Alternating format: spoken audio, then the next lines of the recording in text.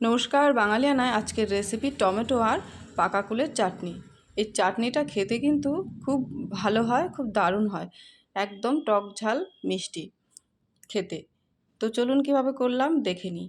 আর এই চাটনিটা ভাত খাওয়ার শেষ পাতে বা বিকেল যখনই বলুন খেতে কিন্তু জাস্ট অসাধারণ দারুণ লাগে খেতে। তো চলুন, প্রথমে একটা কড়াইয়ে কিছুটা পরিমাণ পাঁচফোড়ন নিয়ে নিয়েছি, আর একটা দিয়ে দেবো শুকনো লঙ্কা। শুকনো খোলায় ভেজে এটাকে গুঁড়ো করে নেব। এখানে আপনি চাইলে তেজপাতা দিতে পারেন, আমি দিচ্ছি না। ব্যাস ভাজা হয়ে গেছে, গুঁড়ো করে নেব। ওই কড়াইতেই ফোড়ন দেওয়ার জন্য দিয়ে দেবো তেলটাকে একটু গরম করে, আর একটা শুকনো লঙ্কা, ঝালটা নিজের পছন্দ মতো, তা আমি একটা শুকনো লঙ্কা দিচ্ছি। আর মশলার মধ্যেও গুঁড়ো মশলা একটা শুকনো লঙ্কা দিয়েছি। আর দিয়ে দিলাম একটু সর্ষে ফোড়ন আর গ্রেট করা আদাটা একটু ভাজা হয়ে গেলে এর মধ্যে দিয়ে দেবো টমেটো, কুচিয়ে রাখা টমেটো। আর টমেটোগুলো কিন্তু একদম ছোট ছোট করেই কেটে নিয়েছি। একটু লবণ দিয়ে নেড়ে চেড়ে তারপর দিয়ে দেবো হলুদ গুঁড়ো। এই টমেটো চাটনিটায় কিন্তু একটু জল দেব না, জল দিলে চাটনিটা বেশ ভালো হবে না একদম। তো এবার দিয়ে দিচ্ছি একটু হলুদ গুঁড়ো, দিয়ে নেড়ে চেড়ে ঢাকা দিয়ে দিলেই টমেটো কিন্তু একদম সেদ্ধ হয়ে যাবে। তো আমাদের চ্যানেলটাকে অবশ্যই সাবস্ক্রাইব করে রাখবেন ভালো ভালো রান্নার ভিডিও পেতে, আর লাইক করতে কিন্তু একদমই ভুলবেন না, আর অবশ্যই কমেন্টে জানাবেন। ঢাকা দিয়ে দিয়েছি। কিছুক্ষণ পর ঢাকনাটা তুলে দেখুন টমেটোটা কিন্তু একদম সেদ্ধ হয়ে গেছে। এইভাবে একটু নেড়ে চেড়ে একটু ঘেঁটে দিয়ে টমেটোটা একদম মিশিয়ে নেব। দেখুন টমেটো কিন্তু মিশে গেছে খুব সুন্দর, একটু কিন্তু জল লাগেনি। এবার এর মধ্যে দিয়ে দেব পাকা কুলগুলো।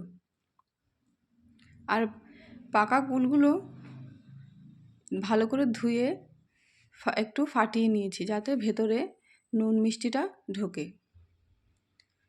তো ভালো করে নেড়ে চেড়ে আবারও একটু ফুটিয়ে কুলটা একটু সেদ্ধ হয়ে আসলে এর মধ্যে দিয়ে দেবো চিনি।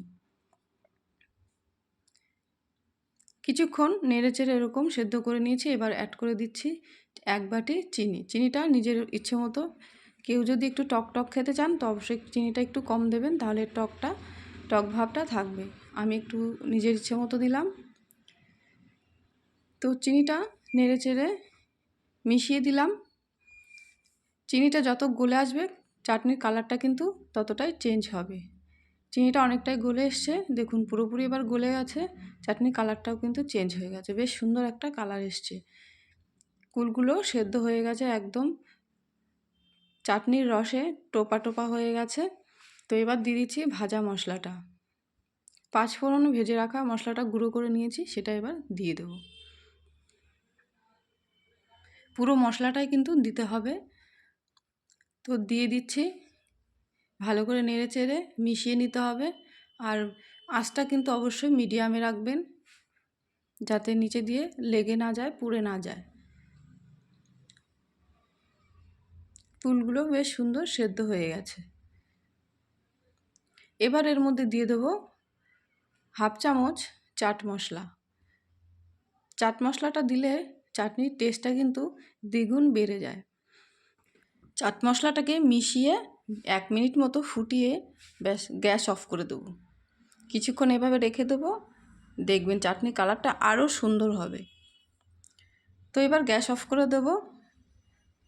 দেখুন খুব সুন্দর একটা কালার এসছে আর দারুণ টেস্টি হয়। এবার গ্যাস অফ করে দেব। দেখুন গ্যাস অফ করে দিয়েছি, ঠান্ডা হলেই ব্যাস কালারটা কিন্তু খুব সুন্দর এসছে। কেমন হলো অবশ্যই জানাবেন। আর এই চাটনিটা খেতে কিন্তু খুব টেস্টি হয়। তো ভিডিওটা এখানে শেষ করছি। সবাই ভালো থাকবেন, সুস্থ থাকবেন।